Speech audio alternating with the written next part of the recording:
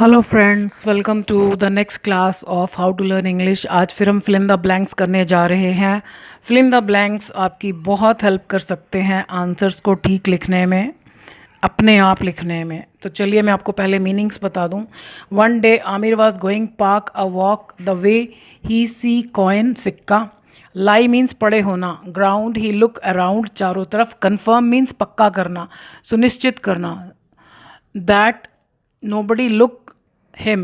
When he find that there nobody around, he quickly pick उठाना up coin and pocket। ये pocket verb है ये, क्योंकि bracket में लिखा है तो यहाँ पर इसका मतलब है जेब में डालना। पुअर आमिर, बेचारा। बेचारा Aamir not no that Petrina see him pick उठाना coin. She want take that coin him because she feel like मन करना हैव खाना आइसक्रीम बट शी लीव छोड़ देना her wallet purse at home. She start walk briskly तेज़ कदमों से lest की कहीं Aamir leave the park but it bad day for before she catch up with. Catch up मतलब किसी के पीछे से जाकर उसके बराबर पहुंच जाना। Aamir he buy packet popcorns that coin when he when he see her come he very proudly बड़े गर्व से offer those popcorns। पेट्रीना feel like मन करना, hit मारना him। poor Aamir not know that she know everything and curse कोसना। at that time she decide that from the next day onwards अगले दिन से लेकर आगे she reach the park early। सो आप blanks fill up कीजिए, फिर उसके बाद आप आंसर्स टैली कर सकते हैं। तो चलिए अब आंसर्स देखते हैं। One day Aamir was going to. Go के बाद डायरेक्शन अगर बतानी है किसी जगह के लिए तो हमेशा टू आता है हिंदी में, चाहे में आए, पर आए, कुछ भी आए, गो के साथ टू ही आता है।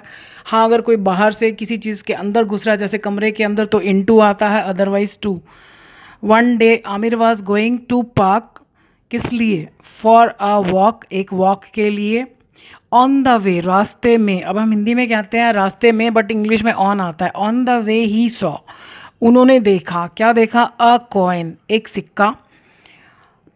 अब जब भी हमने देखा किसी को तो उसके बाद प्रेजेंट पार्टिसिपल लाइंग, पड़े हुए। LIE, लाई कोई चीज़ पड़ी हो ना, जब हम ING लगाएंगे तो ये LYING हो जाएगा। Lying on the ground, ground के ऊपर। यहाँ पर मैंने गलती से एक ही ब्लैंक लिखा था, यहाँ पर दो होने चाहिए क्योंकि on the ground. He looked around, उन्होंने देखा चारों तरफ। किस लिए? टू कन्फर्म, ये पक्का करने के लिए कि कोई उन्हें देख नहीं रहा था। सो नोबडी वॉज लुकिंग, देख रहा था, past continuous tense. Nobody was looking at, look के बाद एट प्रपोजिशन आती है हमेशा। Looking at him.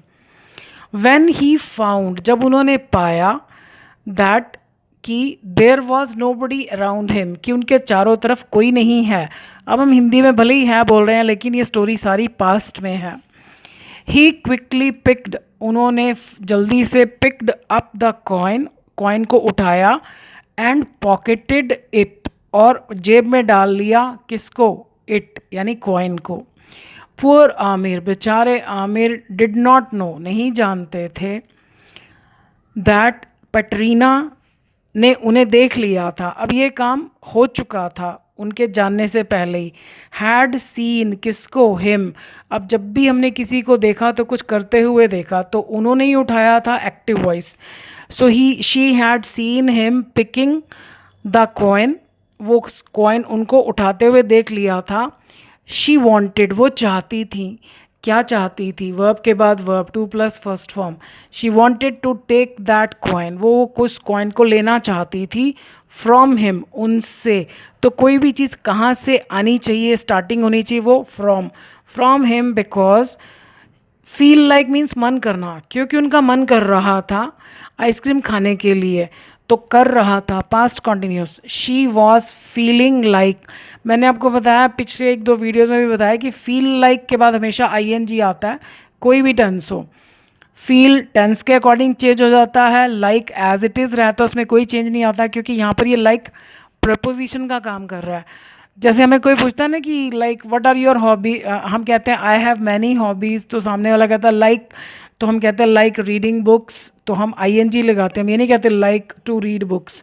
सो ऐसे ही फील लाइक के बाद भी आई एन जी आता है। So feeling like having, have का मतलब खाना भी होता है पीना भी होता है।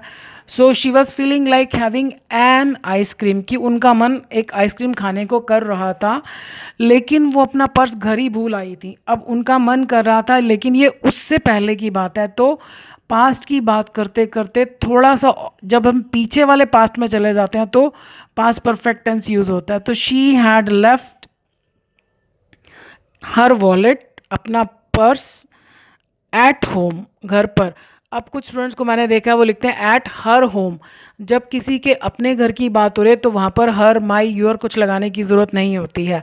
So she had left. हाँ, एक गलती हम और करते हैं, हम हिंदी में कहते हैं कि वो अपना पर्स घर ही भूल आई थी, तो हम स्टूडेंट्स क्या लगाते हैं यहाँ पर, शी हैड फॉरगॉटन।